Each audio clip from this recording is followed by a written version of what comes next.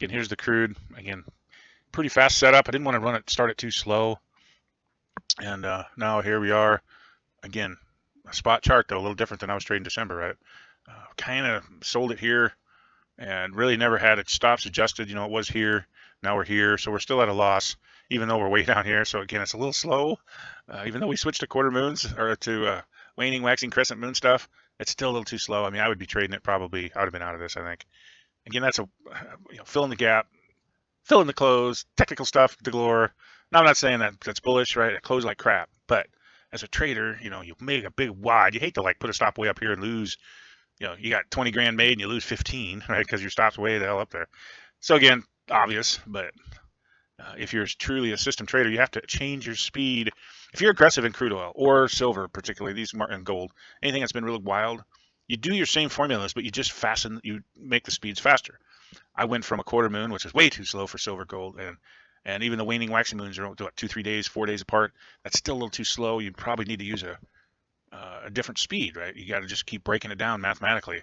And you can see that right now, this is between the two eclipses is 48 waxing, waning, quarter moons, everything, right?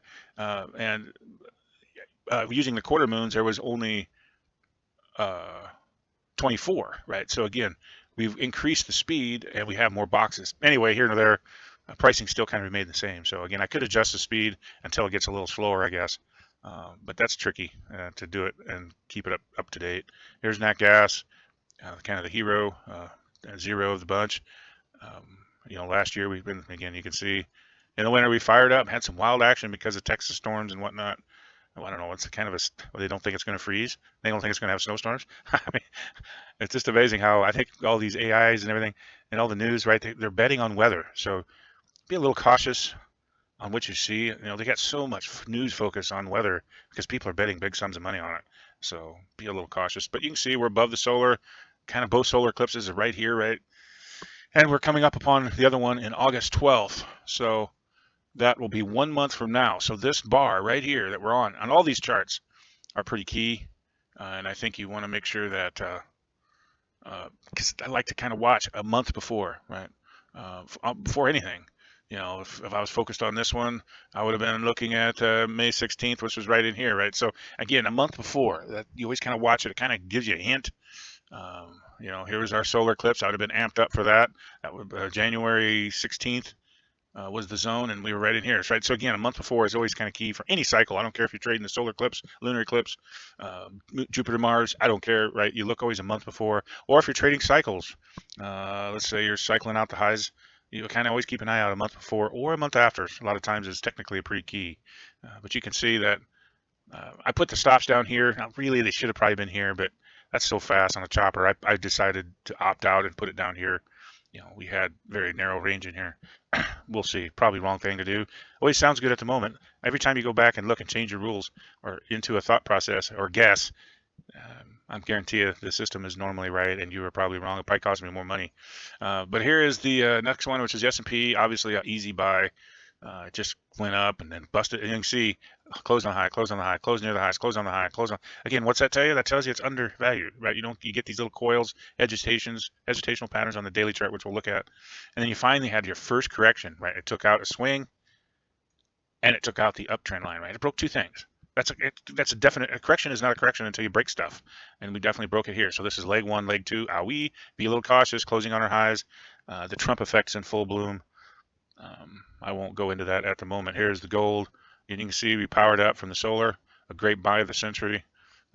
We popped it out. We actually did not make the high on the solar, but the lunar was, right? So it kind of evened out, I guess you call it. I don't know what's the exact term I'm trying to think of, but and then we failed in typical fashion for a boom bust, right? A bull to a bear. Agreed, right, all the way up, and then now we're in the hope stage, all the way in here. And now we're starting to get into the fear stage a little bit. Be a little cautious, just buying willy-nilly gold and silver. Margins are coming down, I assume. I haven't looked, but that's a two-way street, right? The sellers can also sell more. Here's the silver, kind of the same situation. Stops are pretty tight, though. That's a good thing. And maybe too tight. Probably should be up here. Again, it probably needs to make a new low before you really push it down.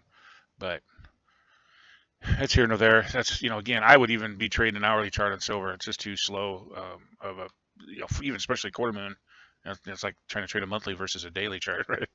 Here's the Bitcoin, another active market. Uh, Logical stop, right? Because this actually made a new low. Stops are logically going to be put here. We sold it right here. I don't know why it's at 73.91. Should be 74.541. 41. Again, I'm just kind of getting stuff updated here, but it's a different look, right? I like it actually.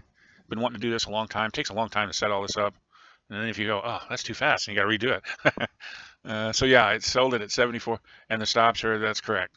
So you can see why we had stops here. It's logical, right? We only had one swing, and then it went up, made new highs, and then broke that swing. So this is where we're short, and same theory here. So we're going to have a little locked-in profit on the Bitcoin, but bear traps, I like. I actually bought some Bitcoin and XRP down here on these traps just because, it's 50 some percent down.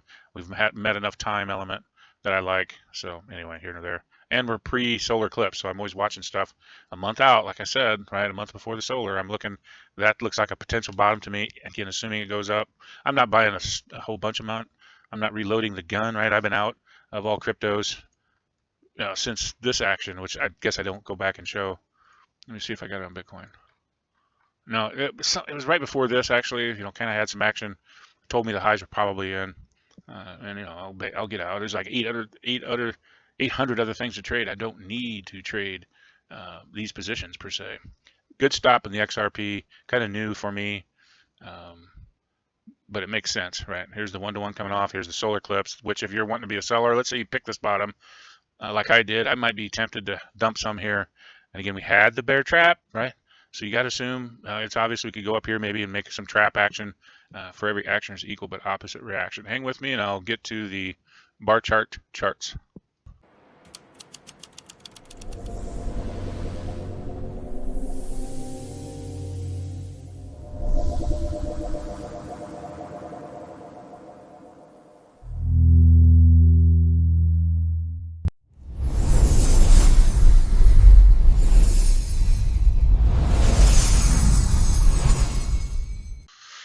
Okay, let's move on. Here's the crude oil for the energy boys. Another putrid, similar deal. I think they created this move to hedge, and I think they did a good job. Again, they can hedge 10 years out in the future. Those 3 years out are $20 discount, by the way. So they thought it was all up front, but they still hedged it. I guarantee you. The hedging instrument for the big boys is called a strip. That you can do have many as you want per month, every month, average it out. Those strips are handy, easier to maintain. But anyway, but it's an average then. Here's the nat gas on the spot. Pretty ugly, fugly. Again, I'm assuming we'll just keep tripping out lows. Eventually knock out this low, just how it is. You got to reload the gun. This pop up, took out everything. I got to assume we're going to have a pop down, take out everything. The weather's awfully benign. We're a long ways away from worried about any winter weather. Here's the S&P. We talked about not selling this. This is not a bearish pattern. This is our bull pattern. Again, trading undervalued. It had no breaks. These little bitty ones. That's the only thing you can trade on, and they're great, easy, right? This is easy bull market because it was trading. Again, I don't mean to sound like I'm beating a dead horse, but you got to understand when you see these, you got to turn on the bull trading shoe. Or if it happens on the other end, right, you sell it. It's an easy sell too, if it's overvalued. Now the problem is when it's overvalued, it goes down much quicker. But you're fighting people here. We popped a high, had a little trap, and then fizzled. Getting a little more troublesome, but still, you just got to assume this is a hesitate. This is the first break we had, right? Broke the swing and broke the trend line. So this hesitational pattern is not bearish until proven. Now it might be, right? But then the swing traders will get their fill once you get down to here. And I wouldn't buy a quick dip if you start breaking these important swings. We'll probably break all the way back and make it probably a new low by the end of the year if it would break this hesitational pattern. Here is the euro, just kind of a piece. I guess I don't have these updated to the XRP. I don't have euro on my new one. Here's the gold. Just kind of there, right? Here's the old solar eclipse, right? The one from September. And it's right in the hunt. Right back in here was the solar. This is the new solar, the recent one. Pretty nice range to trade in. Probably a little too high. Maybe do one in the middle to give you something else to look at. But that's what you got to look forward to. And obviously that's from the December chart I did when I was doing December. but you can see the speed line is pretty accurate no matter what month you use. Now, again, since we made a new low, my dot of my barrel, my gun is now changed to this one. And that's just my experience. So now that's my new dot. And obviously we're trading gold. That's 33% down. Yeah, probably right in there will be the next target based on that dot right here, right? This, since we made kind of a little crackerjack pop, I'm looking at August 19th. Now, obviously, I'd go down to 50%, but people can't believe, oh, gold can't break that far. We have no gold left. If we're out of gold, the highs are in. You'll learn over the decades of experience every time. I don't care what market's not immune to it. If you're out of a product, the market is done. There's nothing to sell. There's nothing to buy. Margins are terribly high. What are you going to do? Step into the futures, right? You're gonna buy a couple ounces of gold. Whoopie freaking do that day, right? I mean, this is the big boys contract that we're looking at. It's not the price of a 1 ounce bar of gold. This is a price of a large contract, and this one is the price of the silver. It's a 5,000 ounce contract, right? Not a 1 ounce bar. This is the price of a 5,000 ounce bar. So you took that 5,000 ounce bar that you got delivered on back in 1972. You spent about 10, 15 grand on it. Now you flop that 5,000 ounce bar at the pawn shop. Says, I need to buy myself a new combine or whatever. Maybe that's not enough. Maybe a couple bars. But again, that's how it works, right? No different than people who bought Bitcoin when it was dirt cheap and it went up massive. They made a lot of money. They could buy, expand their businesses based on that. And again, anybody that's been buying silver and gold, I told them back in here to not listen to the Asian guy on YouTube because that was an AI guy that was created by China. They had like 5 or 6 of them out there trying to keep the bull going, right? Because they were trying to corner the market. Well, now, again, you could, if you're, let's say, a semi truck driver and you could buy a new truck because you have enough silver, you do that. You get out of this silver. Of course, a lot of people got so hyped up they thought it could go to 500, maybe at some point down the road. But when you could buy a new truck for the silver you had, and that's your industry, that's your business, you can add money in your bank. You do that. If you're a farmer and can buy new ground by getting rid of silver, guess what you do? You sell the silver. Or if you're a hog guy and you want a new hog building and you sold silver to put up a new hog facility that's going to make you more money, you do that, right? That's if you're into a supply business and you can buy a new piece of equipment to improve your speed of your supply chain, you do it. I mean, that's what investment's for, not to hold forever. People who hold these forever, they're not logical. Stackers, excuse me. Well, and pickers too, but stackers that never get out. What's the point even opening your mouth? You don't care, right? You shouldn't. But every thing on the YouTube talks about the 1 ounce bar per price. Well, that has nothing to do with this. 5,000 ounce contract, and people try to poo-poo the futures. Well, sorry, I came from the futures world. I was a broker for 4 decades, and anybody that bought a 1,000 ounce bar made money or sold it at the highs, right? Well, don't do that. You might not. If you bought Bitcoin futures, if you bought corn futures because you don't own corn, you still make money or lose money, right? You just don't have to worry about that physical threat. And maybe it's not as worth as much, right? Or maybe it's a higher value, right? Again, it's all in the plane of existence. Everybody that trades stocks, back in the day, you have to actually own the stock. Now it's all paper, right? So again, but it's the same concept. You don't have to have the physical, and there's a cushion there, right? The CME is the cushion. Anyway, sorry, I digress because it just pisses me off. People think, oh, I don't want to trade the Bitcoin futures because I want to own the actual. Well, then that's fine if you never sell. It's a lot easier to sell. You call you get on Robinhood and you sell your futures out. That's it. Or call your broker and say, get me out. You don't have to have no 40 pin number and go to Coinbase and transfer this or that. It's way too complicated. And again, that's the ease of, but if you're going to keep it as a tax deal, avoidance basically, right? Because you're buying a little bit here, a little bit there, and you're giving it to the kids. That's great. No big deal. That's perfect, actually. Anyway, here's the cattle. And I get preachy on that because, again, I've seen a lot of people get wound up listening to crap on the internet. Cattle look a little troublesome. This high, now again, like I mentioned, about every 6 months, cattle seem to make a new high here recently. So if we get 6 months down the road and we haven't made a new high, something is a little different, right? You can just see, just creep. There was one back here and it paused for about, I don't know, looks like about a year, maybe even a year and a half. And then finally, maybe about a year and a half, it makes a new highs. And then it just, here's another area and then broke back, actually had a correction, right? Where it broke stuff October. So, but we already made a new high. So again, it doesn't have to do it for a while. But again, that's just some simple stuff, right? You can just look at it. 2-3 year breaks on the cattle. But at some point, you always got to worry about the twirling cow out in the field. At Christmas time, I can't remember the year, all of a sudden, mad cow, one cow with freaking millions and millions of cow was spinning out in the field. They blew that news up and broke the market limit down for, I think, 7-8 days. I couldn't trade it. Expanded limits, what a nightmare. This is the Bitcoin futures.